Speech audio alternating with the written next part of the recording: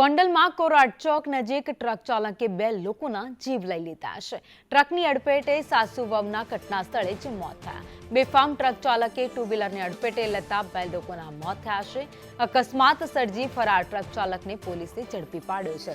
રાજકોટમાં જનોઈ પ્રસંગેથી પરત જતા હતા તે દરમિયાન અકસ્માત સર્જાયો હતો અને સાસુ વહુને ટક્કર મારતા બંનેના મોત થઈ ગયા છે। વધુ અપડેટ સાથે સંવાદદાતા મયુર સોની અમારી સાથે જોડાઈ ગયા છે।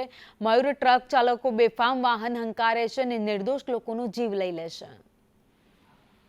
ભાવની રાજકોટના ગોંડલ રોડ ઉપર આવેલા કોરાટ ચોક પાસેની આ ગમખ્વાર અકસ્માતની ઘટના છે।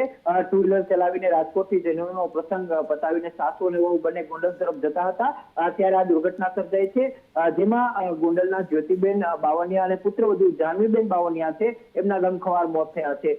શુભ પ્રસંગે આવ્યા હતા અને પરત ફરતા જ આ પ્રકારની કરુણાંતિકા સર્જાતા વિપ્ર પરિવાર છે તેની અંદર એમ કહી શકાય કે દુઃખની લાગણી છે તે ફેલાય છે। હાલ પોલીસે અકસ્માત સર્જનાર ટ્રક ચાલક છે તેને પકડી પાડ્યો છે, પરંતુ સૌથી મોટી વાત એ છે કે ગોંડલ રોડ ઉપર બેફામ વાહન ચાલકો, ખાસ કરીને ટ્રક ચાલકો અને હેવી વાહનો છે દોડતા હોય છે ને તેના કારણે આ પ્રકારની ઘટનાઓ અવારનવાર બનતી હોય છે।